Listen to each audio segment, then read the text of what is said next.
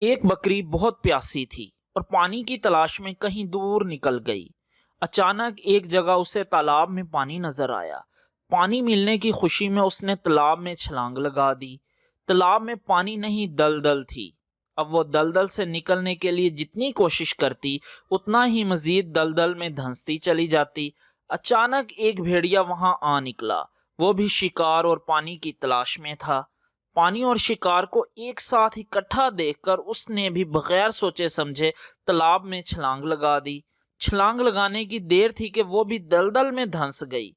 ویسے بھی لالچ کے چنگل میں پھنسا ہوا کم ہی نکلتا ہے۔ بکری نے جب بھیڑیے کو دلدل میں دھنسا دیکھا تو خوب کھلکھلا کر ہنسی، اتنا ہنسی کہ اپنی تکلیف بھی بھول گئی۔ بھیڑیے سے بکری کی ہنسی برداشت نہ ہوئی اور غصے میں لال پیلا ہو کر بولا، تو کیوں ہنستی ہے؟ بکری نے نہایت اطمینان سے جواب دیا کہ تمہارے دھنسنے پر ہنس رہی ہوں۔ بھیڑیا بولا، تم بھی تو دھنسی ہوئی ہو۔ بکری نے یہ سن کر بھیڑیے سے کہا، میرے دھنسنے اور تمہارے دھنسنے میں زمین آسمان کا فرق ہے۔ میرے مالک کا معمول ہے کہ وہ گھر جا کر بکریوں کی گنتی کرتا ہے۔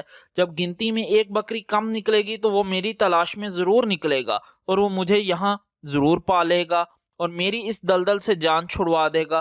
اب تو بتا، تیرا کون ہے جو تجھے اس دلدل سے نجات دلائے گا؟ یہ سن کر بھیڑیا گہری سوچ میں ڈوب گیا۔